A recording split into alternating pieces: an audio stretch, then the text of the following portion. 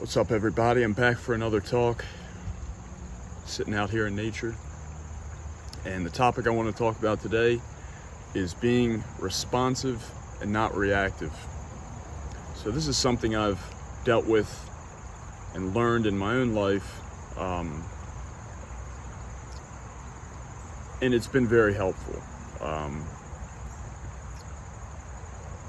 On a personal note, I've always had this kind of deep inner critic, and that critic can be somewhat of a perfectionist in certain ways, or have somewhat high expectations for a desired outcome.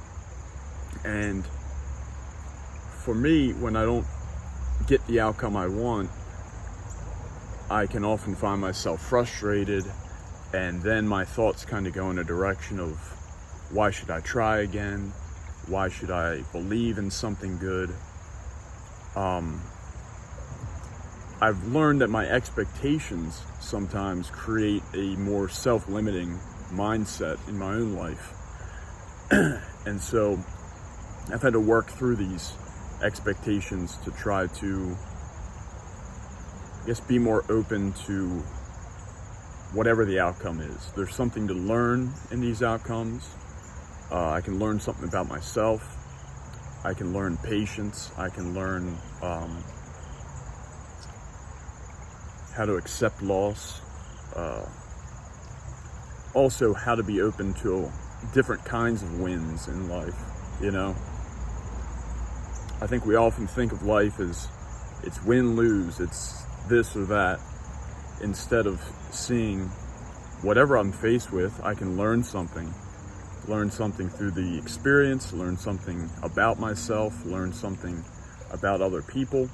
And if I can become more open to these experiences, I can essentially become more open to life itself, and new opportunities can find me. I can see a different side of myself, a different aspect. And so on the point of being responsive versus reactive, I think that initially I found myself to be very reactive. When something wouldn't go my way, I would think about it all day. I would ruminate on that, and I'd miss out on a lot of good things that were going on around me. And so my advice to you would be, in those moments where things get you worked up or angry or sad, take a deep breath, calm your mind, think of something positive, go back to something that makes you feel grateful about life, and try to work on your perspectives in these things. Everything, when we're faced with difficult moments, we often think, oh, this is going to last forever, or this will never change, this won't get any better. I don't know how I'm going to get out of this situation. The funny part of that is the only constant in life is change.